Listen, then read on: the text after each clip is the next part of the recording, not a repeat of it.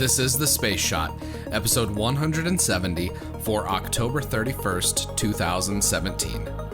Expedition 1 and Storytelling in the Space Age. Hey everyone, welcome to The Space Shot, your daily space history, pop culture, and news fix. I'm John Molnix. On October 31st, 2000, a Soyuz capsule lifted off from the Baikonur Cosmodrome. Now, Soyuz launches have been a common occurrence for the last half-century, but back in the year 2000, the Soyuz capsule that launched carried the crew of Expedition 1 to the International Space Station, starting something entirely different, a continuous human presence in space. NASA astronaut William Shepard and cosmonauts Sergei Krikalev and Yuri Gidzenko arrived at the station after a multi-day trip. Early crewed missions to the International Space Station used a standard flight path, which meant that the crew would spend multiple days in their Soyuz capsule before rendezvousing with the station. This is in stark contrast with the faster rendezvous technique that's been used more recently, which allows crews to reach the station after about 6 hours, faster than the road trip part of my vacation across the US next week. On the 34th orbit, the crew had docked with the International Space Station. With the final docking checks completed, the crew opened the hatch on the 35th orbit around Earth, entering the station and officially marking the beginning of a continued human presence in space for nearly 17 years now. Once the crew was on the station, they dove right into their work and making themselves at home.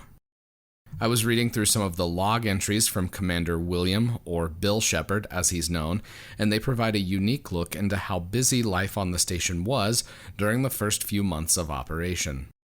I laughed a bit at one of his log entries from November of 2000. Quote, "We take a break about 21:30 for some chow and to go through the care packages that we found on Progress. The troops are pretty happy, and we have all of our loot, and the mail from home is great. Sergei got some excellent kielbasa. We test that right away. Cranked up the laptop and we watched disc 1 of The Sixth Sense. We call it a night about midnight." Now, for those of you that don't know, the laptops on board the International Space Station are modified ThinkPads, and having owned a ThinkPad from the mid-2000s, I can tell you that cranking up the laptop to maximum volume usually doesn't elicit a drastic increase in volume. Instead, whoever was watching the video tended to move as close as possible to the laptop so you could hear the tinny and anemic speakers that IBM always seemed to cram into their laptops. Whatever the case may be, the crew was living and working in space.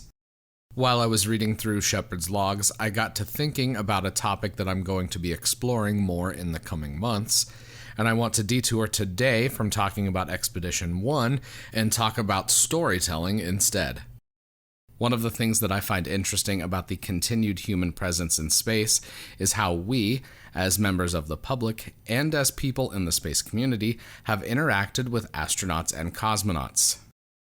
When the space station was launched, this type of interaction wasn't really possible unless you had a ham radio. Back in the year 2000, I don't know about most of you, but I had dial-up internet at home, and doing something like watching the live stream of a rocket launch wasn't even on my radar, and now I can do that on my phone anywhere I have a cell signal. New technologies have opened up innovative ways for the crew of the space station to interact with people back here on Earth. This opens up new possibilities for how astronauts can share their stories all around the world. Astronauts can document what life is like in space, showing us everything from what it's like to eat to describing a repair procedure during a spacewalk. They can share their thoughts on current events that are taking place back here on Earth while bringing us a look at the work that they're doing on station. It's interesting to think about how astronauts, space agencies, and now private companies will use storytelling as we embark upon future missions. Private companies already use storytelling to shape the narrative around their achievements. Just look at Blue Origin and SpaceX. And that's not a bad thing. Companies have always tried to control their brand image through things like advertising. It will be interesting to see where these brands go in the coming decades, and also how governments adapt to this changing reality. Historians are going to debate about what is the most enduring legacy that the International Space Station leaves behind. I'd like to go on the record for this one. I think that human stories and the relationships that have been shared and developed over the lifetime of the station will leave the most enduring legacy. The relations between governments, between spaceflight enthusiasts, and between the astronauts and members of the public will all tell unique stories of spaceflight. Just look at Chris Hadfield's Space Oddity music video, or American astronaut Mike Massimo, who tweeted from space for the first time. The crews that live and work on the International Space Station have made space accessible to everyone. How we tell these stories and the ways we interact with people on and off Earth are transformational in a way that we don't fully appreciate just yet.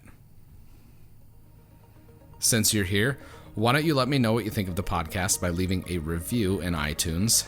It takes just a minute to do that, and it makes a huge difference because it helps even more people find the show. As always, the show notes have more information on today's episode. Hit me up on Instagram and Twitter. Find me at John Molnix. I'm always up to chat. You can also connect with me on Facebook. Just search The Space Shot or click the link in the show notes. Tomorrow I'm going to be releasing the latest episode of the Cosmosphere podcast, so I'm actually going to share that episode here with everyone. If you haven't already subscribed to the Cosmosphere podcast, you really should do that.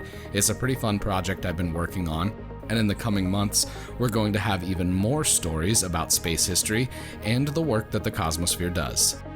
I'm John Molnix, and I'll catch you on the flip side.